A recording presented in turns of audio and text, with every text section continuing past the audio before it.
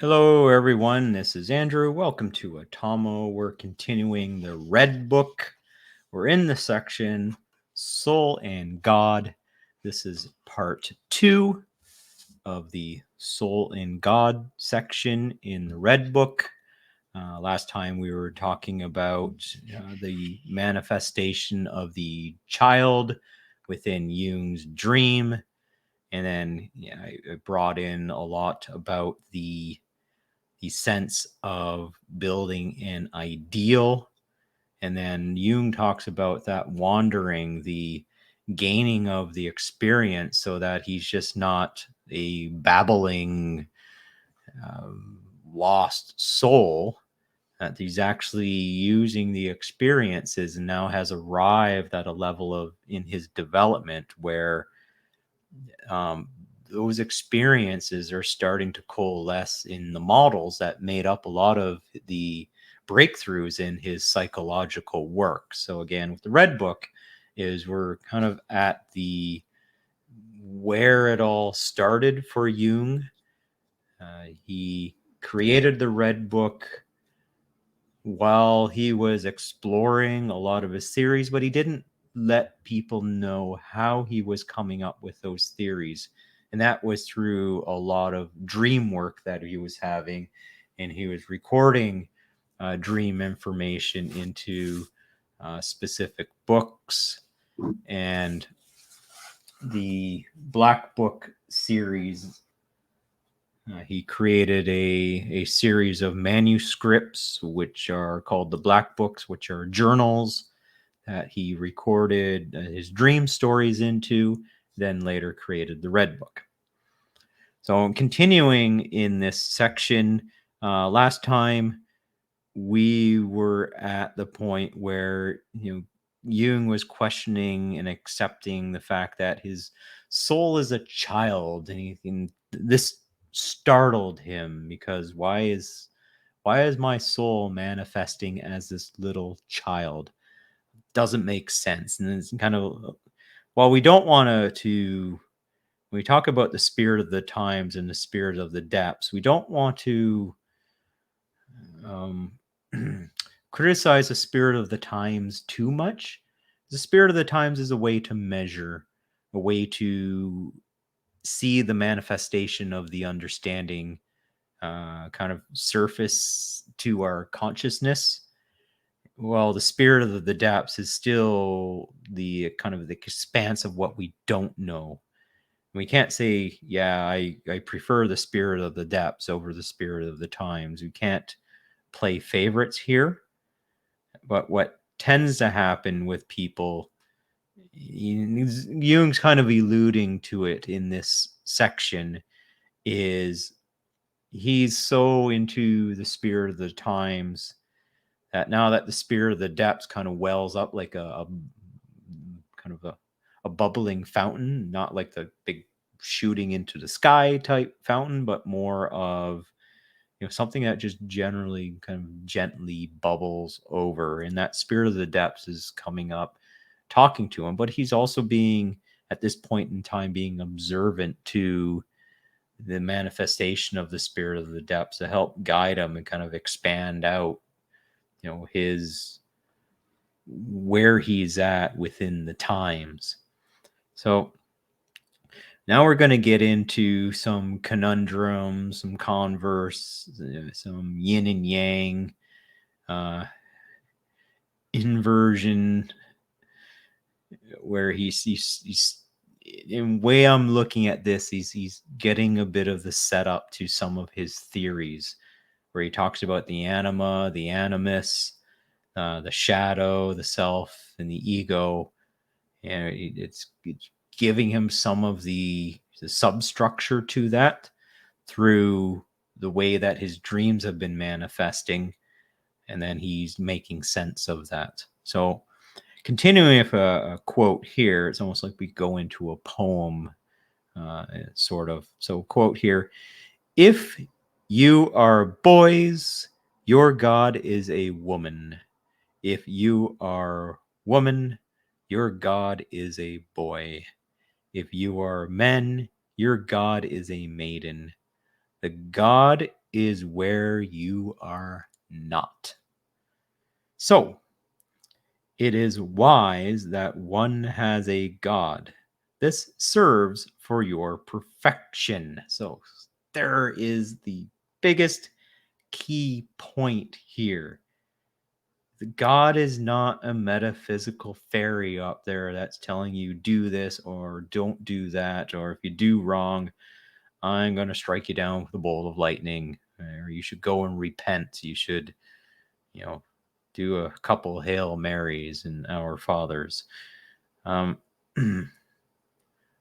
he's saying here that a God's purpose is to serve for your perfection. Is again, what is it that you're trying to be? What is it that you're trying to accomplish? Are you carrying the heaviest load of responsibility? And do you have an ideal that you're trying to strive towards? I put this forward again in the last video. It deserves a lot of repetition here. Is again, it is wise that one has a God. It serves for your perfection. So we can say, well, when you talk about the religion of Christianity, what is it about? Well, it's about finding that sense of what is the ideal. And if we find somebody that imitates that ideal, knowing you have somebody that you really admire,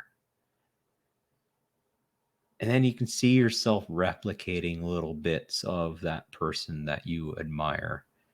And for you, that, well, now that person's ideal, I want to strive to become that. And again, for better, for worse, like he was saying before, that your heart knows not good or evil. So a quote here is, consider that your heart is both good and evil, again from the last video. Yeah. So regardless of who or that you want to idolize, you can idolize the darkest, most nastiest human being in the world. You can idolize the most saintly person in the world. That's, again, depends on what your perfection and what your direction is and what you want to achieve. Okay, from this sense, though, then the God there is God, an all righteous being. Take a look at the God of the Old Testament. Holy cow, that that was one nasty God. A God like that, who does need enemies? Flooding the world, plagues and locusts, and all kinds of other things that happened in the Old Testament. But again, there was a service there. Service was for the protection. And we can get into, how the Israelites were cast into the desert and had to navigate their way through the desert. It felt like God has forsaken them, threw us into a desert. Well, you were in tyranny in Egypt. Now you're out in the desert, and all of a sudden the desert's far worse. We'd rather have that tyranny back. It's like, yeah, is that really in service of the perfection that you want? And they had to even give Moses a smack in the side of the head and say, hey, stop being God for them, because you're going to become the false idol. And then they won't be able to find their way through anything. And that, there's that kind of a bringing together of those storylines. Again, sometimes in order to find perfection, you have to be cast into the desert. So continuing here, quote, a maiden is the pregnant future. A boy is the engendering future. A woman is having given birth. A man is having engendered. So, if you are childlike beings now, your God will descend from the height of ripeness to age and death. But if you are developed beings, having engendered or given birth, in body or in soul, your God rises from the radiant cradle to the incalculable height of the future, to the maturity and fullness of the coming time. He who still has his life before him is a child. He who lives life in the present is developed. If you thus live all that you can live, you are developed. He who is a child in this time, his God dies. He who is developed in this time, his God continues to live. So let's stop there for a moment. Very important points to understand. Kind of setting up a little bit of the operating system here. So he who still has his life before him is a child. Well, quite figuratively so. If you have a lot of life before you, you know, who has the most life in front of him? A child that's just born. And what is a child? A child is just absolute potential. So this is where it's important for us to, the child is going to grow, the child is going to develop. And it is our work to take that child who is all potential and help the child shape so that they, in a future present, become developed. They're able to contribute. They're able to help be a part of the community. But there's an important thing that Jung sticks in here, because he talks about, if you thus live all that you can live, you are developed. He who is a child in this time, his God dies. So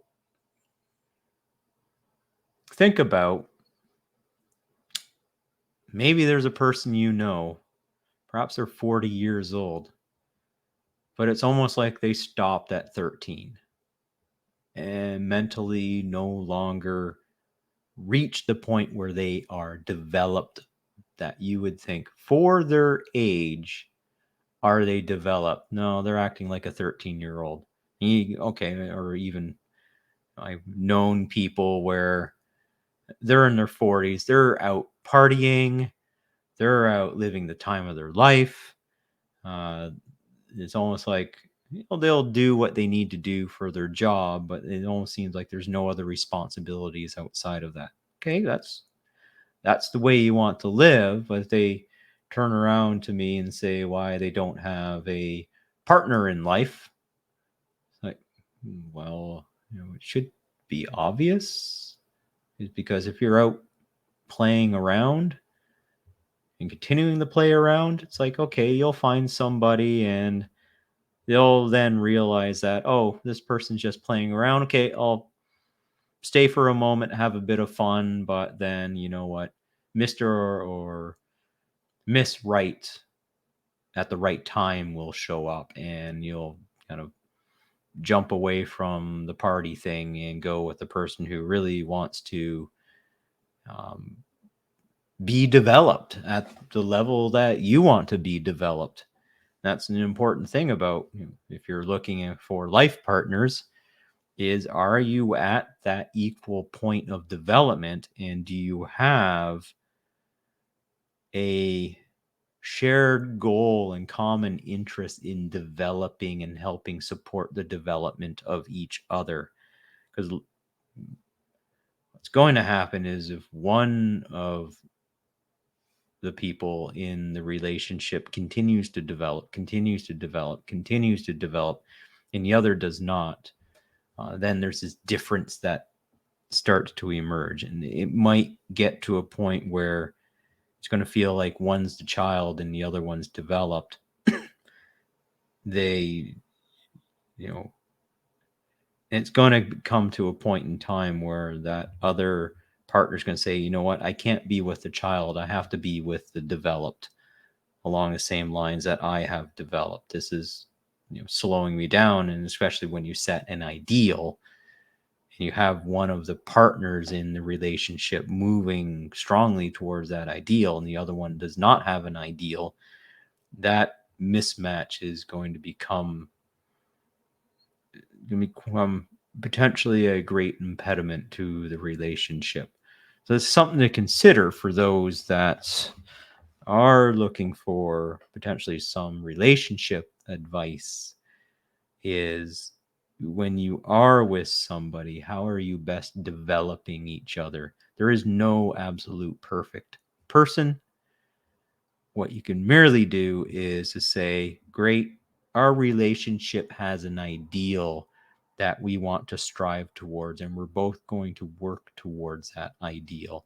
and we're going to work together as a team, and we're going to understand that we are flawed and we are imperfect.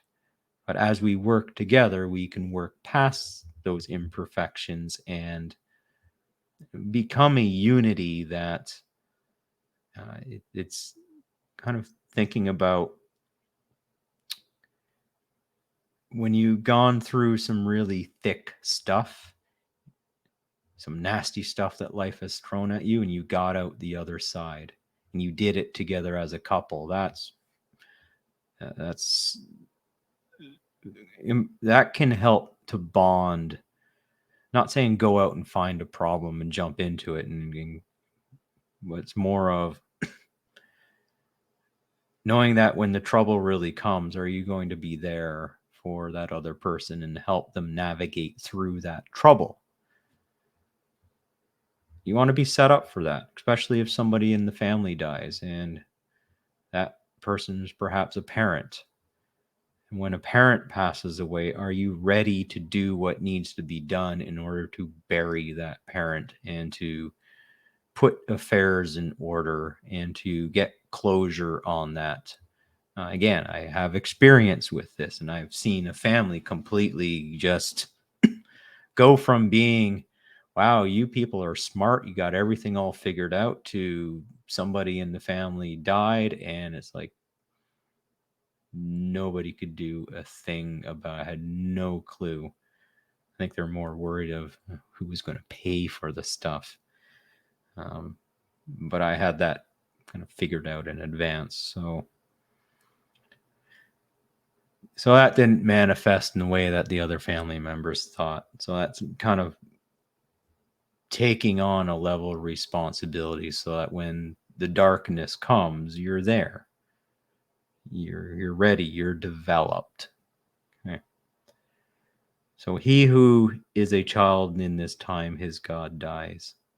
Yeah, so you keep enough energy on the development pathway. Hence, again, this is why I'm picking up this really big book, going through it, putting videos on it, because there's things that I want to learn and I want to develop. I just want to understand before I start going into other of Jung's work is what's the epistemology of the knowledge that he's gone through, and it helps me to understand a way of thinking at this level by following Jung's thoughts and then sharing it with you. And if you find value in this, great, then we can learn together. Great partnership. So continuing on, the spirit of the depths teaches this mystery. Prosperous and woeful are those whose God is developed. Prosperous and woeful are those who God is a child. What is better? The man has life ahead of him, or that God does? I have no answer. Live. The unavoidable decides. The spirit of the depths taught me that my life is encompassed by the divine child. From his hand, everything unexpected came to me, everything living. This child is what I feel as an eternally springing youth in me. In childish men, you will feel the hopeless transience. All that you saw passing is yet to come for him. His future is full of transience. But the transience of things coming towards you has never yet experienced a human meaning. Your continuing to live is a living onward. You engender and give birth to what is to come. You are fecund, you live onward. The childish is unfruitful. What is to come to him is what already has been engendered and already withered. It does not live onward. Yeah. So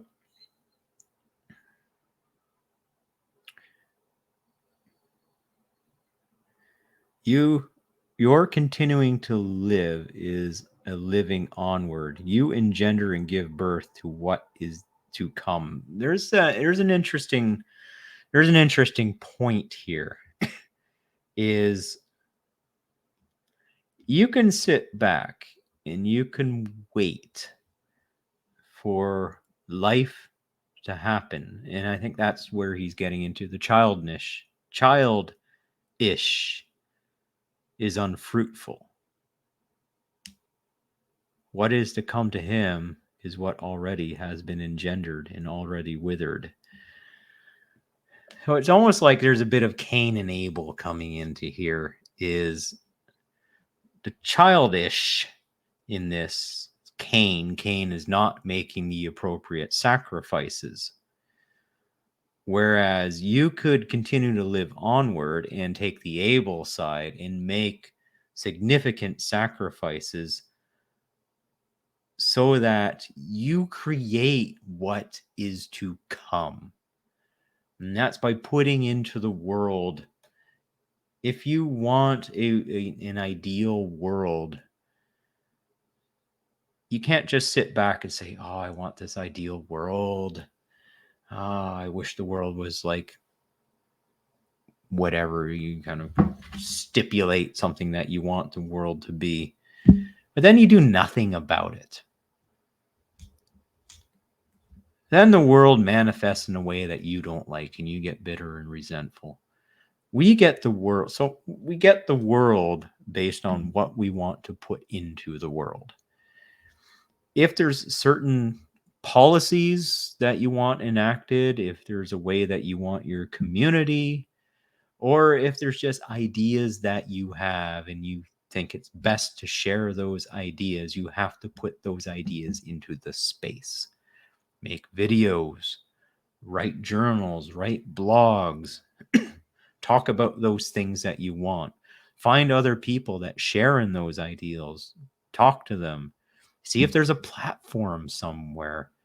Like here, I'm making videos and uploading them. What might come of it? I don't know. But if I don't do it, then nothing will come of it.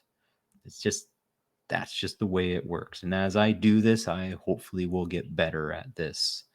And I'll have different stories to tell. And then somebody might be able to pick this up and say, okay, there's something that I just learned.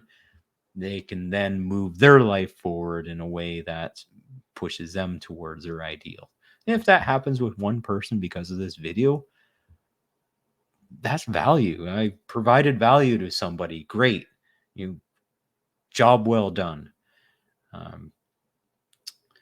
If I don't do anything, then that is kind of childish. So it's not going to create fruit in that. And so what that just fruit will just wither and die. So that's like somebody's own being. You're not working on yourself. You're not developing yourself. So what's going to happen? You're going to wither.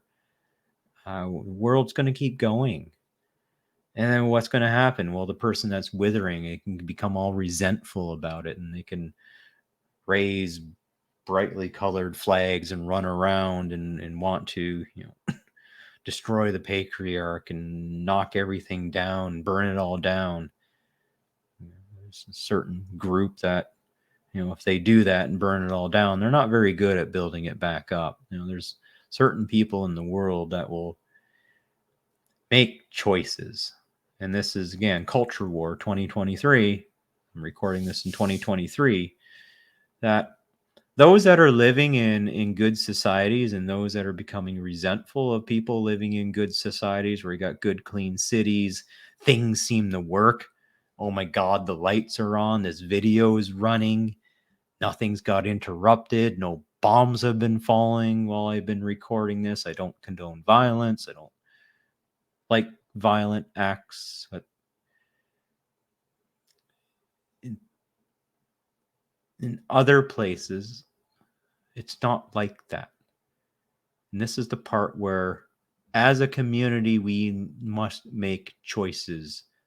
And those choices through the generations have to be made in such a way that we want things just a little bit better. It's like leaving the campsite just a little bit better than you found it. How about everybody does that? Can we leave the world just a little bit better than when we found it, so that those that come after us can do just a little bit more better. And I think we've lost that way. That's my opinion. I think we've lost that way. We're thinking too much about ourselves, like, oh my God, I don't have all these things. Well, stop being a child and put in the work, put in the effort, carry the maximum amount of responsibility that you can carry to manifest that better world in a way that those that come after us have things that, you know, they're building up on top of good choices that's happened, instead of being resentful that, oh my God, I don't have whatever grievance stuff from the grievance study people want to throw forward. We don't have. It's like, okay, well, you can complaining about it's not going to manifest. You got people out working to make sure that they have the future for themselves and their family. Again, so I'm not going to belabor the point there. I think you get the point. So, continuing towards the close of this, my God is a child, so wonder not that the spirit of this time in me is incensed to mockery and scorn. There will be no one who will laugh at me as I laughed at myself. So it's just awesome. He's like kind of coming to that realization that it's him and him alone. That if, you know, the spirit of the times is going to mock and scorn, well, hey, you are you. Better look at yourself in the mirror. Your God should not be a man of mockery. Rather, you yourself will be the man of mockery. You should mock yourself and rise above this. If you have still not learned this from the old holy books, then go there, drink the blood, eat the flesh of him who was mocked and tormented for the sake of our sins, so that you totally become his nature. Deny his being apart from you. You should be he himself, not Christians, but Christ. Otherwise, you will be of no use to the coming God. The coming God, again, we're talking about the ideal. We're not talking about, again, we're not talking about the metaphysical. We're not getting into Christians, but Christ. Christ is an ideal. If you talk about the Son of God, who is better, more ideal than the Son of God? And even Christ had faults too. And he did get angry. He chased the money lenders out of the temple, or the money changers. You know. So there's time, like even the great ideals have some flaws. We all need to work on ourselves. What we should, you know, it is us. You can't go and blame God for everything. We have to take responsibility for the people that we want to be. Quoting, is there anyone among you who believes that he can be spared the way? Can he swindle his way past the pain of Christ? I say, such a one deceives himself to his own detriment. He beds down on the thorns and fire. No one can be spared the way of Christ, since this way leads to what is to come. You should all become Christs. You do not overcome the old teaching through doing less, but through doing more. Every step closer to my soul excites the scornful laughter of my devils, those cowardly ear whisperers and poison mixers. It was easy for them to laugh, since I had to do strange things. And that he did have to do strange things. Yeah, and just recording your dreams to the level that he recorded it would be considered a strange thing. Also, you should all become Christs. This is, well, the Spirit of God lives in us all. You could believe that or not believe that, but it is something that is there. Well, what does it mean? Well, you could say, well, no, there's no fairy that lives in me. Well, again, there is potential in all of us We have the potential to become a lot more than what we are. A lot of people sell themselves short. Think about the amount of Netflix that you consume. Think about the amount of video games that you consume. What if you were to take that time, and if you're playing a game for the sake of, you're not getting anything out of it, you're not learning anything. Maybe you're getting better at fragging your opponents. So if there's some video games out there, it's just like cotton candy. It gives you a tummy ache. It may rot your teeth. It's super sweet and kind of maybe makes you feel good when it's going in, but definitely afterwards, you don't really feel all that uplifted about that experience. So that's the same thing with the cotton candy style things that you can consume, especially in this world where we have so much media, and that media could become like the candy that you want to keep consuming, and then you forget that, I'm not developing anymore, and that's where I'm not becoming Christ. I'm not working towards my ideals. We do have that time, and if you're, I do consider people that need to work, need to work 3 shifts in order to make ends meet.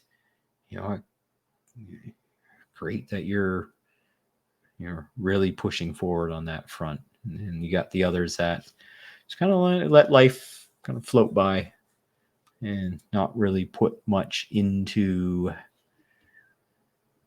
life. And again, it's people's choices, not going to judge people on their choices. So those people who are, hey, I'm going to put my feet up and do Netflix. I've earned it. I've reached what I needed to reach. Okay, congratulations. You're where you need to be, as long as you don't complain about it.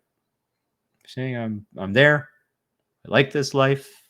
It's what I need. It's what I want. And I'm happy. Good for you. Good on you. If you're doing all this cotton candy consumption and then turning around saying, woe is me, why don't I not at the C-suite in the office? Why don't I have $500,000 salary a year? Well, then probably put down the Netflix and the other cotton candy stuff and get to work.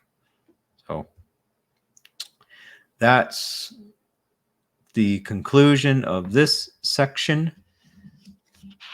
We were in the soul and God. Just in conclusion, we find that God is usually where you are not, and it's more of an ideal.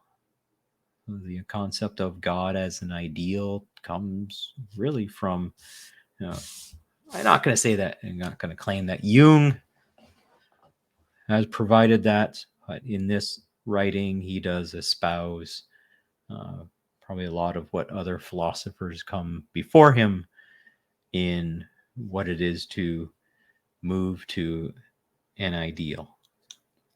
Okay, so with that, I will bid you a good day, good night, wherever you are in the world, and peace and happiness unto you. And with that, I'll see you in the next video.